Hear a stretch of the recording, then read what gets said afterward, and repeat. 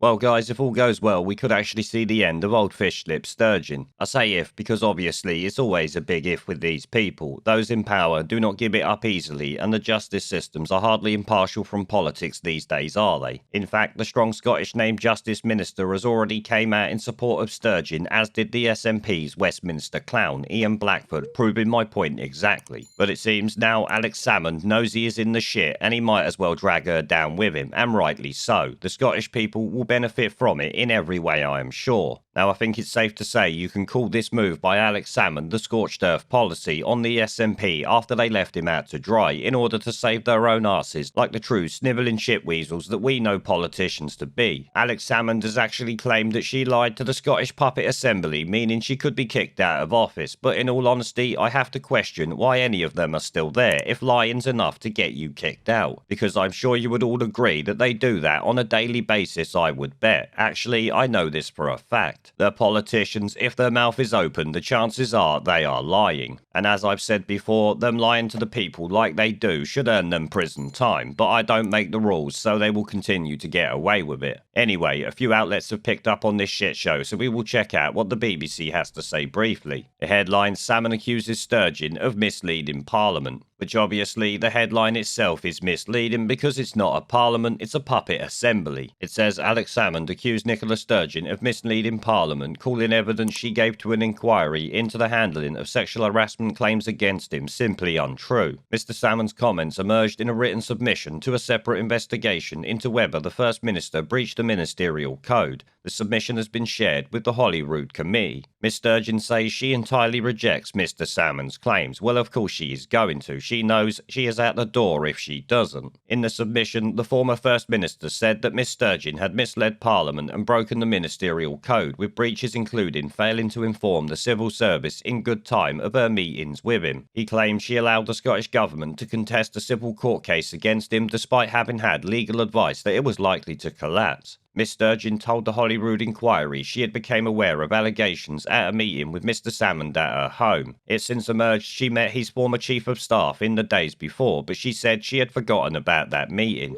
Oh yeah, that's really fucking believable, isn't it? Which obviously it says here, Mr. Salmond said that claim was untenable, and that is a given at this point. But like I said, none of this should be a surprise to anyone, and is likely true given the fact that these are politicians. They will lie, cheat and steal to get anywhere in life. It's how they likely got where they are now, let's be honest here. His submission said that she misled Parliament and that amounted to a breach of code. He also said she breached the code by failing to inform civil servants of the nature of the meetings that took place between the two of them at her home where the allegations were discussed. Mr. Salmond's statement read the pre-arranged meeting in the Scottish Parliament of March 29, 2018 was forgotten about because acknowledging it would have rendered ridiculous the claim made by the First Minister in Parliament that it had been believed that the meeting on 2nd of April was on SNP party business and thus held at her private residence. Both Miss Salmond and Miss Sturgeon are expected to give evidence to the committee in the coming weeks, which obviously could get rather fruity if she's caught out lying. It will actually see her kicked out the fucking door. Can you imagine the shit show that would occur up north if that actually happens? We will obviously all celebrate, but certain SNP shitweasels will be shit in the bed, you can guarantee it. Scottish Conservative leader Douglas Ross responded to the claim saying nobody ever brought Nicola Sturgeon's tall tales to have suddenly turned forgetful, especially about the devastating moment she found out of a sexual harassment allegations against her friend and mentor of 30 years. Which I do have to say is spot on. You are not going to forget being told about that, let me tell you. And actually, any decent normal person would be rather disgusted that the allegations even existed. So trying to cover it up or covering up them knowing about it certainly wouldn't be happening, unless of course you're a shitweasel politician. He goes on, what has been revealed are allegations of shocking, deliberate and corrupt actions at the heart of government. Well, welcome to every fucking government. The Tory party are not exactly squeaky clean on that, let's be honest. I mean, I've even seen reports today that apparently we've sent £120 million to Chinese concentration camp companies, all for PPE to apparently save people's lives here, which I'm sure everybody trusts without question. Obviously, Labour have come out and said a load of bollocks about it. I'm not reading through what they said. I shouldn't have even bothered with the Tories, really.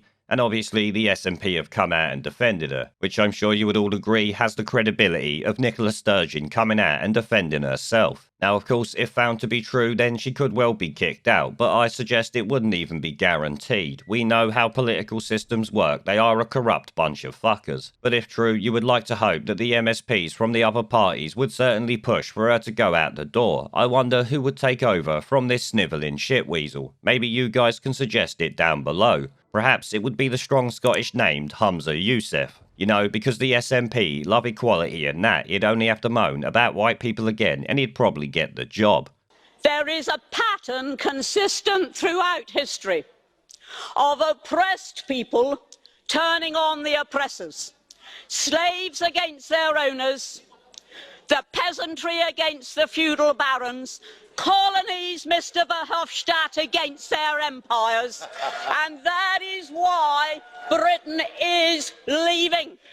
And it doesn't matter which language you use, we are going and we are glad to be going. We're off.